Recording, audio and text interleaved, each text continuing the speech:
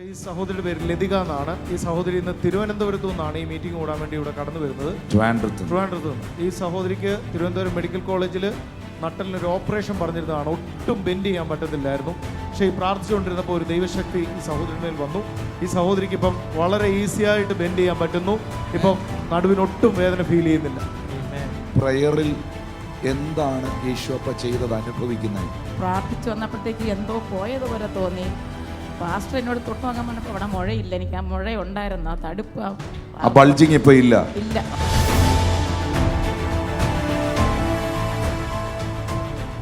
ഈ സഹോദരിയുടെ പേര് ലതിക എന്നാണ്. ഈ സഹോദരി ഇന്ന് തിരുവനന്തപുരത്തു നിന്നാണ് ഈ മീറ്റിംഗ് കൂടാൻ വേണ്ടി ഇവിടെ കടന്നു വരുന്നത്. ട്രിവാൻഡ്രത്ത് നിന്ന്. ഈ സഹോദരിക്ക് തിരുവനന്തപുരം മെഡിക്കൽ കോളേജിൽ നട്ടലിനൊരു ഓപ്പറേഷൻ പറഞ്ഞിരുന്നതാണ്. ഒട്ടും ബെൻഡ് ചെയ്യാൻ പറ്റത്തില്ലായിരുന്നു.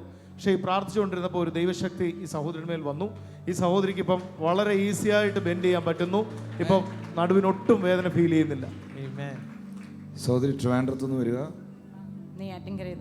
നെയ്യാറ്റിൻകരയിൽ നിന്ന് വരികയാണ്. ഞാനും മരുമോളും പിള്ളേരുമായിട്ട് വന്നു. ആരാണ് കൂടെയുള്ളത്? മരുമോളും. അവരെന്തിയെ? മോളുടെ അമ്മയ്ക്ക് എന്തായിരുന്നു? മദറല്ലേ? ഓക്കെ, എന്തായിരുന്നു ബുദ്ധിമുട്ട്? ഡിസ്ക് കംപ്ലൈൻ്റ് ആയിരുന്നു. അപ്പോൾ 4-5 പ്രാവശ്യം ആശുപത്രിയിൽ അഡ്മിറ്റൊക്കെ ആയി. അവർ ലാസ്റ്റ് ഓപ്പറേഷനാണ് പറഞ്ഞത്. ഡിസ്കിനൊരു തള്ളൊക്കെ ഉണ്ടായിരുന്നു. ബൾജിങ് ഉണ്ടായിരുന്നു ഡിസ്കിന്. ബെൻഡ് ചെയ്യുമ്പോൾ കുനിയുമ്പോൾ എന്തായിരുന്നു പ്രയാസം?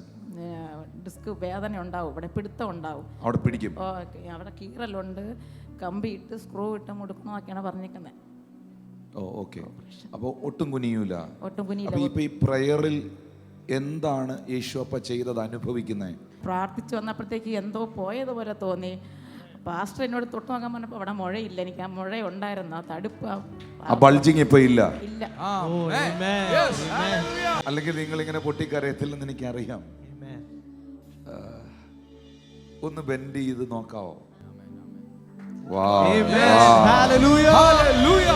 ഒരു പ്രയാസമില്ല, ഒരു പ്രശ്നമില്ല. നേരത്തെ ഇങ്ങനെ കുനിയുമ്പം പിടിക്കുമായിരുന്നു, അവിടെ പിടിക്കുമായിരുന്നു, ബൾജിങ് ഉണ്ടായിരുന്നു. കുനിയരുതെന്നും പറഞ്ഞിട്ടുണ്ട്.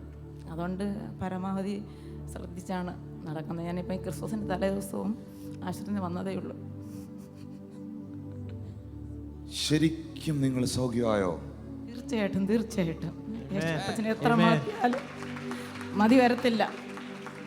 That's why I completely believe നട്ടലിൽ ബൾജുള്ള സർജറിക്ക് ഈ ദിവസങ്ങളിൽ വിധേയമാകണമെന്ന് പറഞ്ഞ ദീർഘമാസങ്ങളായി കുനിയാൻ കഴിയാത്ത നിങ്ങൾ കുനിയണമെങ്കിൽ, നെടുമ്പാട് വീണിട്ട് ചാടിയൊക്കെ എഴുന്നേക്കണമെങ്കിൽ കർത്താവ് നിങ്ങളെ തൊട്ടിരിക്കുകയാണ്.